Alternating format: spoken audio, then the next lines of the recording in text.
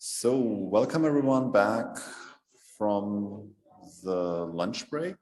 I hope you had nice conversations, potentially joined the mentoring session. So what we would like to talk about over the... Thanks, Jamie. So what we would like to talk over the next couple, so basically the next 2 hours are more governance and strategy topics. And I would like to kick this off by the governance review and discussion, which means that you should all have received a mail via MailChimp with the revised governance, or alternatively, you will also find it in your Hoover app. And what I would like to do now over the next 15 minutes, so that we then still have time for discussion, is go through the most important changes and basically how it came upon that those changes were made. So first of all, the really obvious things here is we moved this thing to a Google Doc. Finally, after it has been existed as floating around as a docx for quite some time, was quite a number of versions. So this is now all solidified. We introduced now consistent formatting and numbering of paragraphs. This is one-based numbering. Sorry for those Python people in the room. And we cleaned up a couple of truly redundant provisions. So if it's really the same sentence, then it got kicked out and moved to a more general part. So these are basically the non-changes in terms of content. Then there were some housekeeping changes, which is, so the main idea here is we're trying to clarify what is a normative and a non-normative part. And the idea here is that the governance itself, which does not include the appendix, is normative, and that we hope that over time, this time is not yet now, but hopefully over the next 2 intervals maybe, the governance will become more stable, so that we don't start changing it every meeting. But it's still some way out there, so we're on that way, but it will still require some things. But this is, well, one of the first steps that we're trying to take here. One of those parts is that we're now introducing definitions, which are kind of what is a working group, what is a participant, and those are now really definitions that are binding within the governance document. Before, they were part of the appendix, and it was not really clear what their meaning was. We're now also synchronizing this, and some of you who are in the respective working groups know this, with a general terminology. This is also something that was started by the General Endeavor for the Methods in Molecular Biology manuscripts, or set of manuscripts, where we have a deposited terminology on the Zenodo, and we're trying to keep those documents now in sync. The last thing that we're now introducing is, or will introduce, is what we call restricted terms. And this is basically what would happen if you talk to the public relations officer of your respective organization, which will always tell you you need to have consistent messaging. You shouldn't have 3 different terms for the same thing. And so therefore, there is a very small set of core terms. Right now, these are 7 things, like what is AIR standards, what is the AIR schema, what is the AIR community, and so on, that must always be used in a manuscript if you're going for AIR approval. If you're not going for AIR approval, it's a free world. You can do whatever you like. But if you want this to have to be ratified by the AIR community, then for this very small set of terms, you need to stick to the standards. Okay, last thing, there was a question about logo licensing. So this was around the effort of Simon. So thanks a lot for this, to get some merchandise to the community. And for that one, there was some legal stuff that needed to be done, which is now also included in the governance document. And we delegated the licensing for that one to comms subcommittee because they should be closest to this and know what is necessary and what is not necessary. So now coming to the really relevant changes. None of this is major. We think, so we as exec, thinks that this only codifies stuff that is lived reality, but we just thought that it's important to make sure that what is written in the governance really reflects what we assume that most members and participants of the AIRR community consider to be true anyhow. So first of all, we're trying to do some clarification of roles between working groups and subcommittees. Subcommittees are still groups of people who are set on tasks that are going on for an indefinite time. But it's also that subcommittees are working on things that are important for the AIRR community internally. And this is the reason why we require, with one exception, I'll come to that in a second, that people on the subcommittees are really members of the AIRR community, as we will define that in a second. On the other hand, working groups are still remain and should remain those really open groups of people which the AIRR community organizes, which report occasionally to the AIRR community, but otherwise we really want to be open to the small c community at large.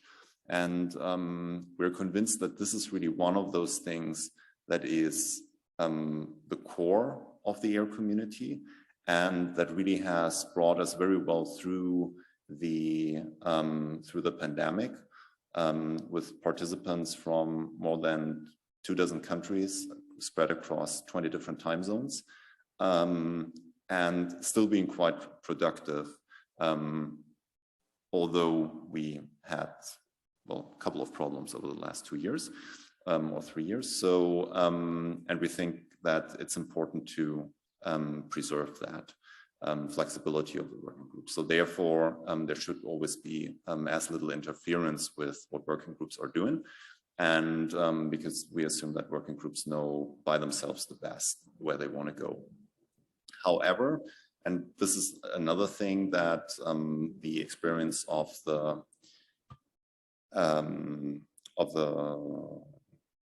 molecular biology manuscripts, so protocols for molecular biology showed, is that we still need to make sure that working groups are capable to act in synergy. Because also this one is important, that we can go on to one direction as a community. So therefore, we also think that, I mean, the governance says that the exec provides leadership. It's maybe a heavy word, so let's say we're trying to provide coherence. So to make sure that with all those different endeavors that are all justified, we still can also bundle forces towards a common goal over a certain time range and then get things done, again, like those protocols. Okay, so therefore, because there have been a couple of issues, we're introducing the following changes. So first of all, working groups from now on, basically from Thursday on, will be required to determine their leadership before the meeting. So we would like to see who are the new co-leads. And because this traditionally has been a problem that stuff was unclear who takes the lead once the new interval begins. And we think that for ongoing work, this shouldn't be a problem to just have to vote on that leadership before. Again, the working group decides by themselves who should lead them and how many people should lead them. 2 is a recommendation, but it's really just that, it's a recommendation. Second thing, if a working group does not renew their mandate, they automatically dissolve. This is, we never had that problem until now, but that's just a safety mechanism to make sure that we don't have any zombie working groups that just dissolved, basically fell apart, and there was no one who officially requested to be that working group to be resolved. So therefore, this is this automatism. And finally, the working groups who were previously defined in the proper governance document have now been moved to the appendix. This is not that we don't value their work anymore, but because we have provisions coming back that we would like to stabilize the governance as such, that it's easier to change things in the appendix so that minor changes for a working group can be done without requiring approval by the General Assembly, while of course creating and prolonging the mandate of a working group still requires complete approval by the GA. All right. So then there were some further clarifications. First thing is, wait a second. So there's still, okay, oh, sorry, I skipped this one. So distinction between participant and members, that's an important one. Participant and members are, these are definitions that are orthogonal to each other. You can be a member, which means you're a paying and officially enrolled member of the AIR community. You pay your dues, that's about it. Whether you take part in working groups or any other activities is up to you. By being a member, you're entitled with a certain set of rights. This is what is now in the governance. You will find it there. Main thing is you may stand for office, and of course you can vote on all the proposals. Participants, however, are the people who we previously called active members of working groups, and we introduced this different term to, well, make that a little bit clearer. So these are all the people who show up on those calls, who commit stuff to GitHub, work on documents, provide ideas, and somehow really help the working groups to progress towards their mandated goals. And those people may be members, but they also may not be members. It doesn't matter. They still have voting rights for all the issues that pertain to their working groups. And so they will also select the next co-leads. Importantly, participants have to be usually active. If there are just people who are on the mailing list, never do anything, never commit anything, never show up at a meeting, those people are usually not participants. But we don't really prohibit these people from being considered to be participants. There might be good reasons.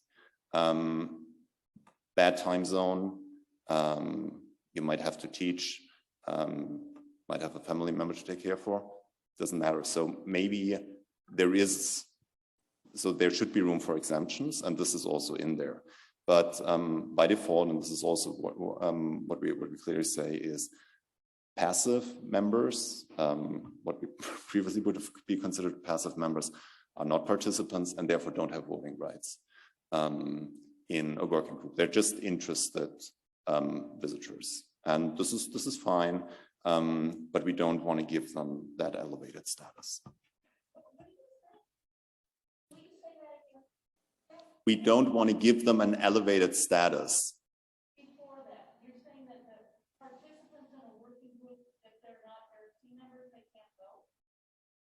No, I didn't say that.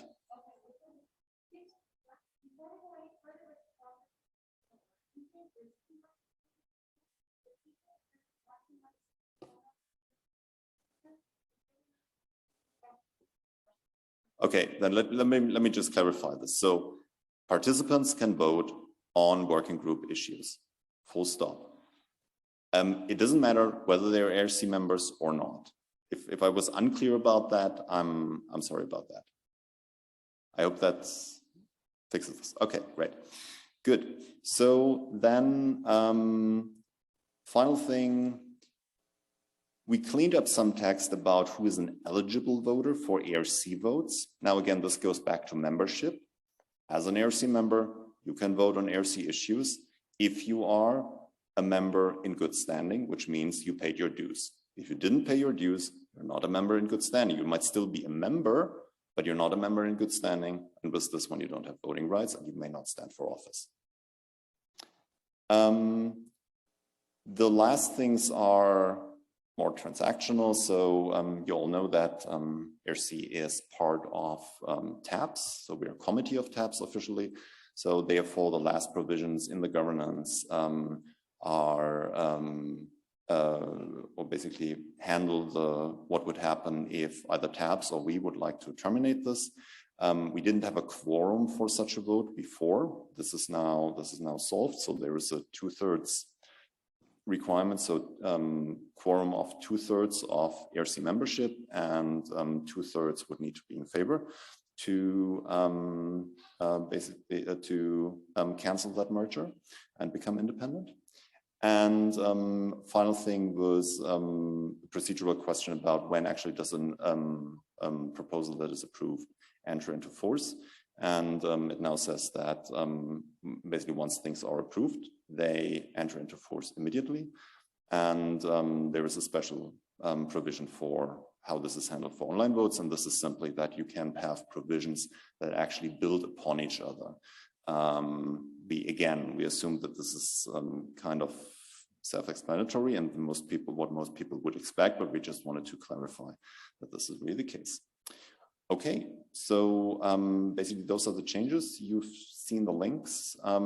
We hope that you also agree with exact that this is that there's some progress towards cleaner governance and something that really represents what AIRR-C tries to achieve.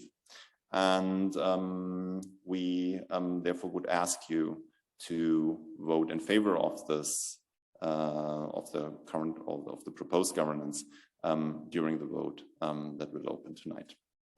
Okay, and with this one, I would be open for questions. Yeah, Jamie, could you grab a microphone, please?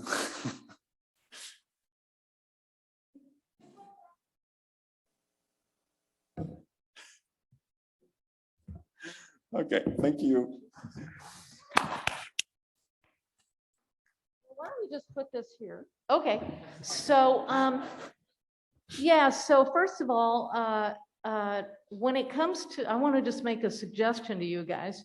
I think starting to vote tonight, having just turned this into everybody, is kind of a little too soon, personally. But you know, I'm having trouble with, you know, getting this like 10 minutes ago and looking through it and saying there are some things I would make suggestions about, and maybe they could be written. But one of them, for instance, is that the AIRR-C is a review committee. So within the UIS and also within TABS, because I've been writing a ton of governance with Pam for TABS, and it's actually with the Governance and Nominating Committee. So the thing is that AIRR-C is actually not a high-level organization. They don't do meetings or anything. They're a review committee. And I would strongly urge you to create things called review committees, because we're going to have more coming down the pipeline later on. So review committees are groups of people, and they're committees. They're not subcommittees. They're committees, just like, for instance, IUIS has a subcommittee, and within it, they have a standing committee. So, you know, it's perfectly reasonable to have a committee within a subcommittee. So, but my point is that the AIRR-C is there to, they've got a set of standards that they're applying, and they have an ongoing role of validating and accepting germline gene sequences that have been inferred from deep sequencing. So, my point is that they're nothing like the meetings committee or the communications committee or anything like that. So I would strongly urge you guys to put into this thing a separate thing called a review committee. Okay. And the other thing is that a working group, I don't agree with this, a working group should have a limited or well-defined endpoint. And they can change those endpoints all they want to, but they need to have an endpoint. And that doesn't mean that they've got a limited lifetime. That means that they've got a limited, unless they morph into something else, thing that they are an outcome, an endpoint.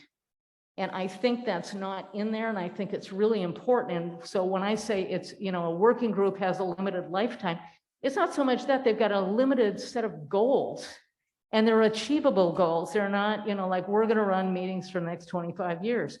And so I think there's some overlap in your definition that you're using, but I think it's still missing the point to some degree of what a working group is.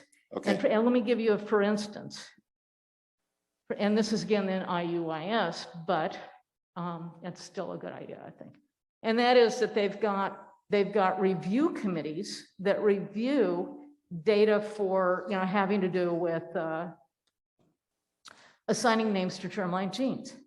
But for human or, some species, whatever. So, but if there's a new species that's coming down the pipeline, then they assemble a working group to establish the nomenclature for that new species. And I think that's a very good way of differentiating a review committee. Then they hand that, they've got a limited lifespan or a limited goal. Once they achieve that goal of that nomenclature, boom, it goes into the review committee, and the review committee takes off with it. So again, I would strongly urge that you guys at least add review committee and double think this definition of working group. Okay, 2 points. Second point first, this is paragraph 47. Working groups are focused on specific questions and are expected to disband once their stated goals are accomplished. This is as it was in the previous governance, so this hasn't changed. So I hope this takes care of your second point. So therefore, the one reality that we would like to, because this is questions that we got back from several working groups, and the reality is that we have 3 working groups. The 3 working groups that were founded at the Vancouver meeting still exist in one shape or form. Because they've in different shape or they're form, doing to still continue because their final the final goal isn't accomplished yet. Which is fine. That's fine. But yes, then a third thing that's going to come up is, and again, this is in the, I don't know if you guys are going to talk about that or not, in the strategic plan, where maybe there's a strategic planning committee. It would be part of the executive, and it's really not a subcommittee. Why? Because it has a limited set of goals. Yes, and I understand this. So yeah, and we can go through all that. But anyway, I'm just bringing that up as the last thing that maybe isn't in here yet. But hopefully you guys are going to have some time before voting where you're going to take some people's responses. I don't think you should have a vote right now. I think you need feedback, and then you need to respond to the feedback. Well, we're trying to do, but so the main thing is we right now have undergone quite a good bit of reorganization without changing too much content. Again, this is not the final thing. The review committees that you're requesting, I could see how those live in there, and I agree that, and we discussed about the case of AIRR because AIRR is special. We couldn't agree on whether AIRR should be an SC or a working group.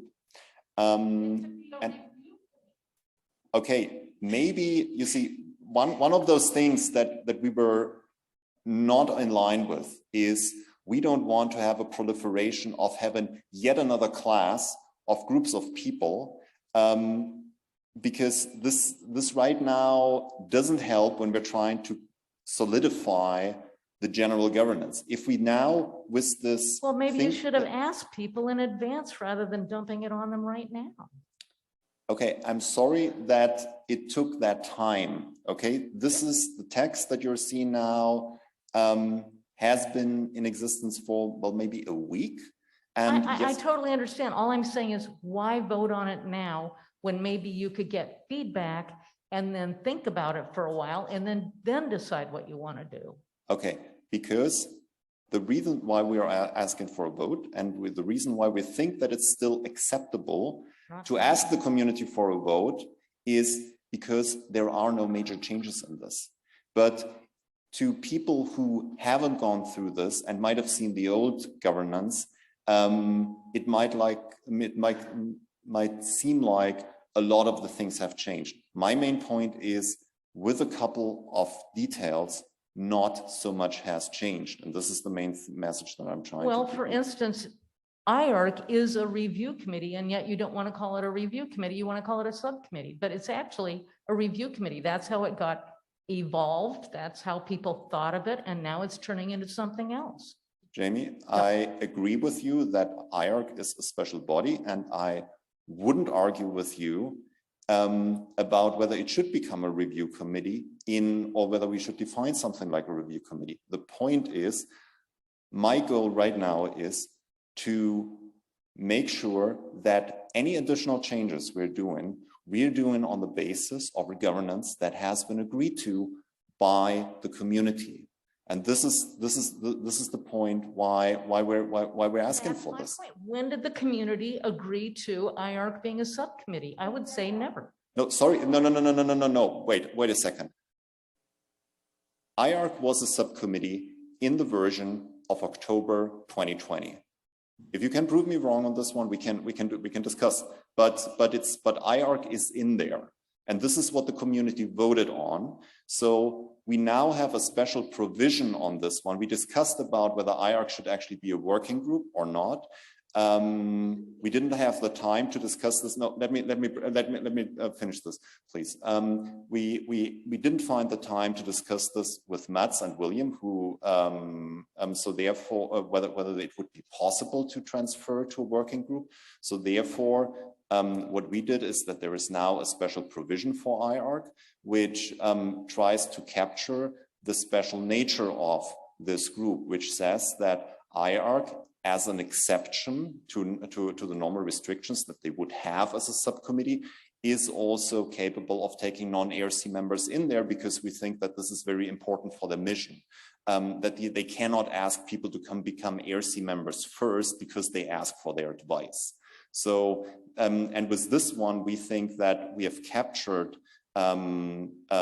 basically, hopefully, I mean, maybe this is William and also maybe Mats to give us feedback on. We hopefully have captured that nature, and importantly, this is the situation that we had before. We're trying to clean some inconsistencies up that were created in the 2020 governance. Okay. Yep. I just want to mention that AIRRC's been listed as a subcommittee since we had the meeting in Genoa. So maybe that's a surprise for some people, but that is what's on the website. That is what they've been listed as for all these years. So if it's a mistake, we can fix it, but that is what's been going on for almost 3 years, okay?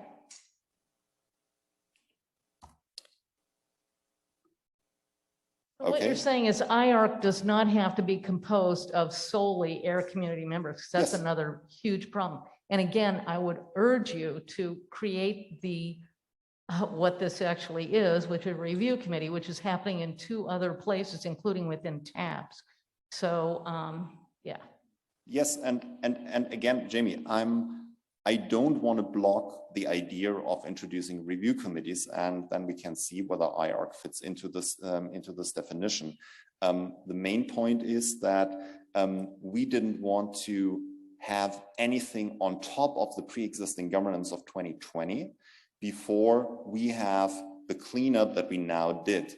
And we can start discussing about review committees over time, then make the proposal of a change to the community. I just don't understand why we have to have a vote this very instant. I think that this got rolled out way too late for a vote to start tonight. I personally think that, nobody's getting a chance to read this. We're at a meeting. And, I want to go through it in more depth, because I'm writing governance for 2 other groups, and they need to be kind of similar. So well, I'm having a tough time here. And I don't understand why you guys can't put it off for a month and let people read this stuff. Okay, sorry, because I'm also having a hard time getting this done. Okay, and getting it done in time. Yes, I was responsible for this one. I took the lead on it. I'm not trying to get down on you for this. I'm just saying, why not just put it off for a month and let people read this, give some feedback to the committee, the executive, and then have a vote. That's all. Well, because a couple of those things are I mean, so then we delay the vote, and then what? Because you see, the thing is, you get feedback. You discuss the feedback in a executive meeting, and you decide to incorporate it or not, instead of saying, oh, well, down the line, we're going to do it. Because normally with good governance, people get a chance to look at things, give their feedback, and there's no, I don't see any, what is the big need to have a vote like starting today? no, wait a second. The need is, the current regulation says, if we change a single letter in the governance, this needs to be approved by the GA. Okay, this is what we're doing. Again, Yep, my so point just send out a. No, sorry, Jamie, Yeah. please. We're having a civilized discussion. Okay. Please let me finish my sentences. Thanks. So we made changes to the governance. My point is, those changes in terms of content are minor. They're not changing anything that, in my perception and perception of the other members of the exec, makes any changes to how most of all working groups and SCs run at this point. This was our goal. What we are this is trying to find a solid fundament for further changes like the ones you're mentioning. And this is what we're trying to get approval for.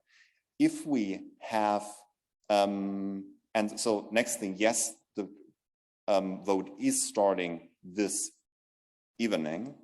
And I would have hoped for that we would manage to get this out sooner. Okay, this is. Can I just reiterate the fact that what you're saying is you want everybody to vote for this and you want a rubber stamp and you don't want any feedback? No, I don't say that. Okay, then why are we voting on it starting tonight? No, because the vote is not tonight. The vote ends on Thursday. Okay, Yeah, this so is my understanding. where is the feedback happening? This is not making here sense. at this very conference. Okay, so but the vote is, this doesn't make any sense to me. The vote is starting tonight. It's going to end on Thursday, and I don't see any mechanism for feedback to be made and then for changes to occur. Then before you vote. that. Then you vote against. Then you vote against the proposal. That's not good governance, by the way. This is pretty disappointing to me. I'm sorry. I mean, I love you personally, but this is just not a good way to go. You should be able to accept feedback and then from the General Assembly and then add that to it, because this never got sent around to anybody to look at and say something about. Jamie, And the previous time, that's not what happened. okay. So number one, I'm going to move on. we moved. When we did the governance, including the merger with TAPS in 2017, this was done in a very quick action. Okay, I'm not sure how many people read this thing before we voted on this. Okay, now this is precedent. I don't think that it's good precedent. So therefore, I completely agree. I don't want to be a person who runs this thing the same thing. Okay, my main point is, if we wait for feedback, incorporate that feedback over time, and then send out a new version to ask the community to vote on it, we can do this. But then we won't have, also then during those feedback sessions, then there won't be any chance to have discussions about that feedback. It's called Zoom. You have a Zoom meeting, people show up, they discuss it, then we get a discussion. Okay, we can have that. I'm open to that. Again, so you see, my point is, when whatever we have as additional input on the governance requires an additional vote. I think we agree on this one. So if we want to introduce review committees, we have a separate vote on this. It's fine.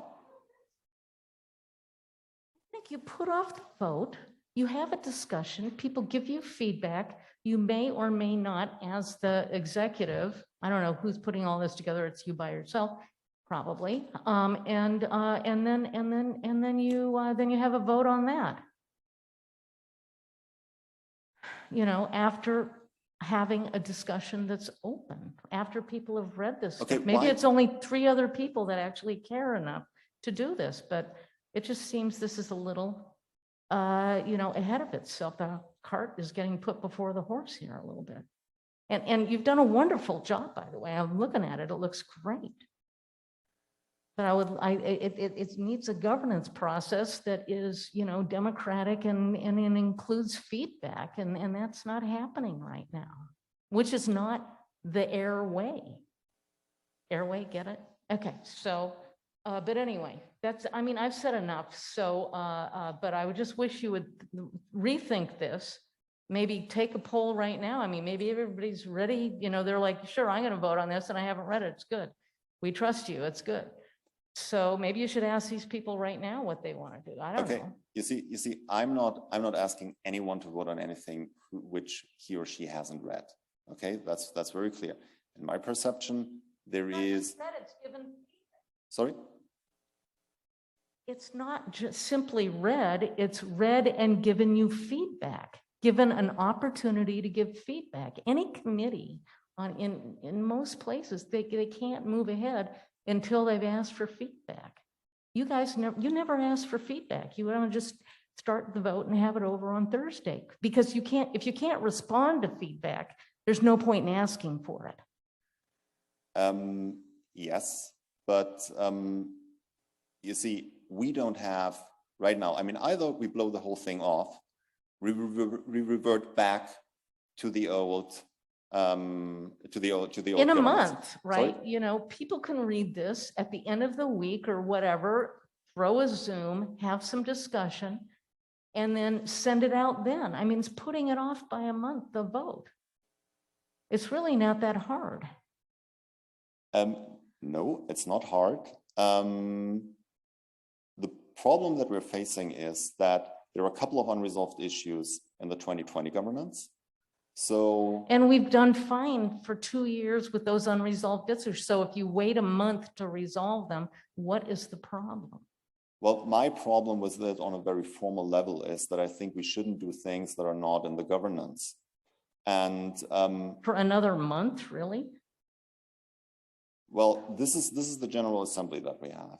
So, But people beyond this General Assembly are going to be voting on this, aren't they? yes. Okay.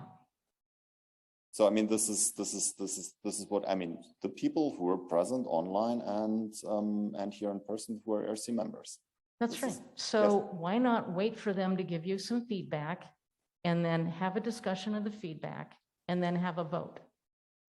Okay, how about, because I mean, right now we're a little bit entrenched. So I think we can continue until dinner, but that won't help us.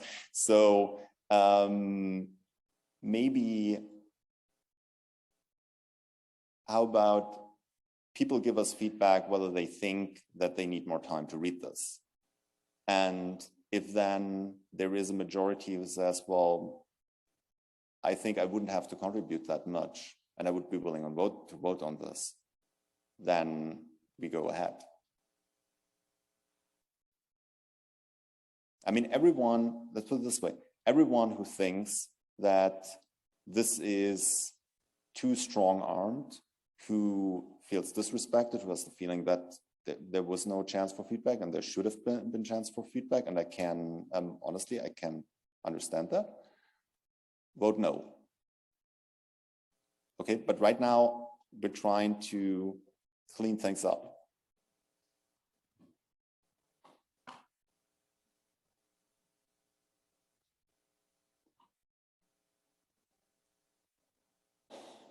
Okay, any other voices on this one? Things that we haven't discussed, any things on content? Yeah, I mean, I do think that, particularly given the points that Jamie's raised, I do think we should allow some time for feedback. I can't see the harm in that.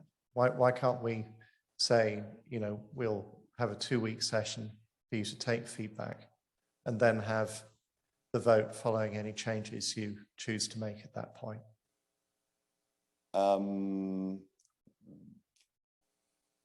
we can do this. I mean, we can have a session, people introduce changes, we send those ones around.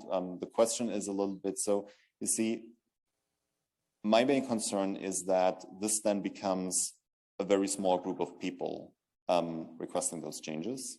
And I'm not sure whether this then has the necessary bandwidth with the community. Well, does it do any harm to take the 2 weeks and then see whether that's the case or not? I mean, you know, it may well turn out that there are very few comments from very few people, but I do think it's good to let people have a look at it and make sure that they don't have any.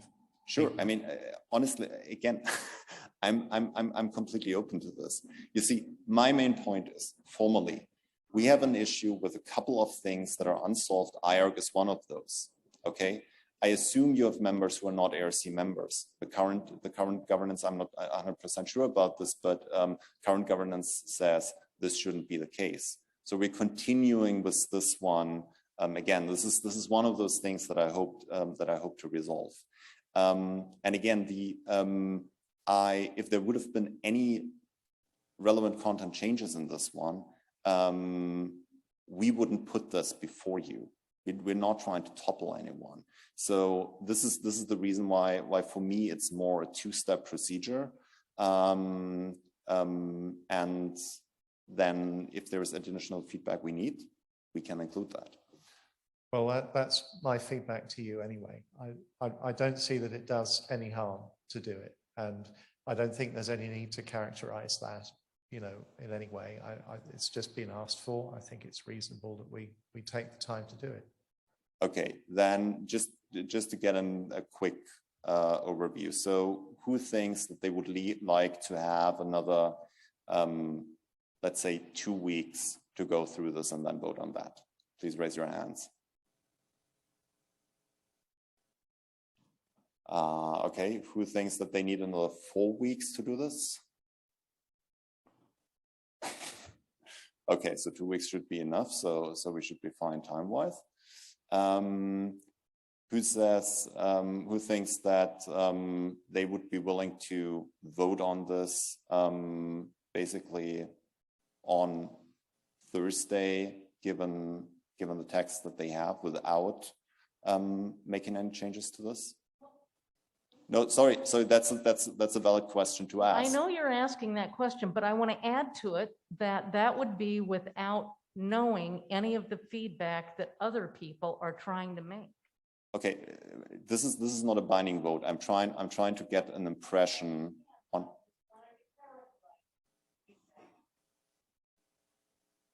Fine. Okay, so most people would, or at least most people who are voting, would like to have 2 weeks. So then this means we put this up in comment mode on Google. There's a feedback. And then basically commenting would be open until a certain point. Then we will review those changes. We will circulate that thing then once again. And then we would ask to vote on this. But I would like to stress that it's not an automatism that things, I mean, feedback is feedback. It's not writing the governance.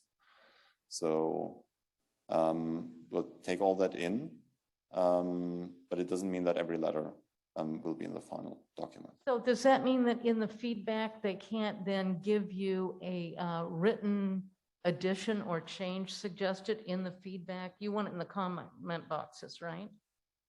Well, again, Jamie, what really would help us at this point is not adding additional paragraphs. Again, what we need is if there is anything on the current text that needs to be clarified.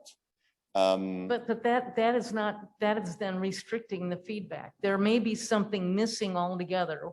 For instance, I think there is, and therefore I would like to make a suggestion in the thing that fits in the documents. I'm happy to work with you, but the fact of the matter is that's what I would like to do. Yes, and this is But complete. that would be an addition. No, sorry. I'm sorry, I just can't stop myself from interrupting. So first of all, this is very important discussion, but I think our strategy session is also important, and we're cutting severely into that time. So I think we need to move to that. I think that what Christian just proposed is very reasonable, and I think people should provide whatever feedback they think is relevant. And if it doesn't fit within the framework of the Google Doc that you're proposing to establish, then by all means send an email to exec, and we'll take whatever actions are necessary to incorporate that feedback. Does that sound reasonable to? Well, okay, I mean, my main point is, again, yes, please give us feedback on that current thing. I hope that we can get this here. You say you have more time. Okay, we do it this way. Fine. If you really would like, and this is specifically Jamie, if you would like to introduce a review committee, maybe we can do this in a separate process. Because again, this is a major shift in what the whole governance is about. And then we can so I would like to have more discussion about that. Exactly. What is the point why we need it? And we would probably need more explanatory text than to the community than just have another 5 paragraphs in there. So this is my main point. I hope that here at the community meeting, we can get also more background on why individual things are in there. And this is something that I'm afraid might get lost if it's just another paragraph in a Google Doc. So I think we need to, this makes the process a little bit more dynamic. And again, my main goal is to settle this version as it is with the community feedback ASAP, and then have another one where we can say, okay, so now we start having new additions to this one, like a review committee, like additional goals, like sub-working groups of SCs. I think a phased approach is reasonable. There are minor changes, and then bigger changes might need more discussion, more feedback, more iterations with the community, and we can stage it appropriately, I think. Okay. Thank you so much, Christian. I assume we should move on now to the strategy session.